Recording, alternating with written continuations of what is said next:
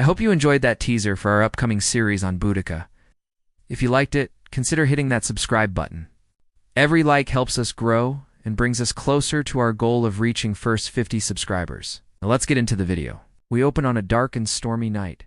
Lightning flashes across the sky, illuminating ominous clouds above the land of Britain. Distant flames flicker in the darkness, and the wind carries the sound of screams and the clash of weapons. Two burning Roman banners flap wildly in the breeze, swaying above the heads of the charging Britons. Through the driving rain, we see the determined face of a Celtic warrior queen named Boudica. History remembers the might of Rome, its legions, its emperors, its conquests. But hidden within its greatest victories are stories of defiance, of leaders who dared to stand against the empire's crushing weight, and none burned brighter or more ferociously than a Celtic queen named Boudica. As the sun rises over Roman Britain, we see the vast network of roads and settlements that the empire has built across the island. Here the locals have submitted to Roman rule and live under the protection of their local governor. But not everyone is so willing to bend the knee. In the east, a young woman named Boudica tends to her people, trying to maintain peace between them and the encroaching Romans. Her husband, King Protestagus, believes that aligning with Rome is the best way to protect his people. And to a large extent, he is right. For decades, Rome allows the Britons to maintain their customs and way of life, but all that is about to change. When King Protestagus dies, his will leaves his estate to his heirs and to Rome. But instead of honoring the will, Suetonius Paulinus, the new governor, seizes the kingdom for the empire, ignoring the wishes of the dead king and the pleas of his widow, Queen Boudica, as punishment for defying Rome. He subjects the Britons to cruel taxation and turns the nobles who supported Boudicca's claim to the throne against her. Soon her daughters are taken from her and brutally assaulted, an insult too far for the proud Celtic queen. Enraged, she rallies her people to arms, calling on all the tribes of Britain to join her and expel the Romans from their land once and for all. Within weeks, her army grew to include 100,000 warriors from across Britain. United in their desire to be free of Roman oppression, we see Boudica leading her army across the countryside, raising a great cloud of dust behind her.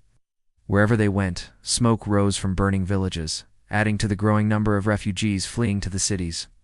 But the Roman army was prepared for her onslaught. While her forces may have been larger, the Roman legions were battle-hardened, well-equipped, and led by experienced generals.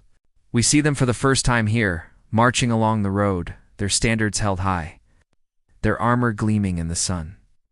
Despite her army's size, Boudica knew that she couldn't risk a direct confrontation with the Roman legions. So she struck first at the Roman settlements, burning them to the ground and slaughtering the inhabitants. Camulodunum was the first to fall, then Londinium, modern London. The Romans abandoned their settlements and fled, leaving their homes and possessions behind.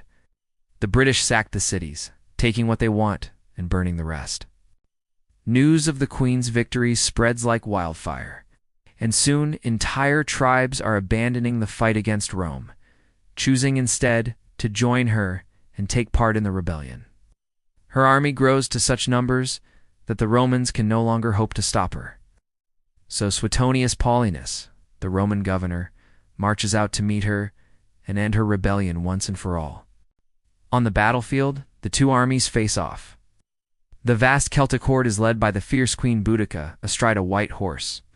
At the center of the Roman lines is Suetonius Paulinus, his troops forming a tight defensive circle around him. The Testudo shield wall slowly advances, pushing forward into the sea of Celtic warriors. Again and again they charge, but each time they are beaten back by the disciplined Roman ranks. The Celtic warriors become trapped by their own wagons and have nowhere to retreat. Those who try to break through the Roman lines are cut down by the sharp end of the governor's swords. It becomes clear that the disciplined Roman legions are too much for the Celts to handle. But despite their ferocity, the Romans cannot advance without suffering casualties. One soldier is knocked off his horse, his armor giving out as the Celtic warriors batter against the Roman ranks. Another is impaled by a spear, falling to his knees in the mud and blood of the battlefield. We see Boudica fighting fiercely, but it is clear that she cannot win against the Roman legions. In the end, she flees the battlefield, disappearing into the forest with a few loyal followers. Her fate is uncertain. Perhaps she took her own life rather than be captured, or perhaps she died of illness shortly after the rebellion. But one thing is certain, her legacy lives on. The Romans would never forget her name. Even today, Boudica stands as a symbol of resistance against oppressive powers, and a reminder that even the greatest empires can fall before the fury of one woman scorned. Thank you for watching. Subscribe for more videos like this one.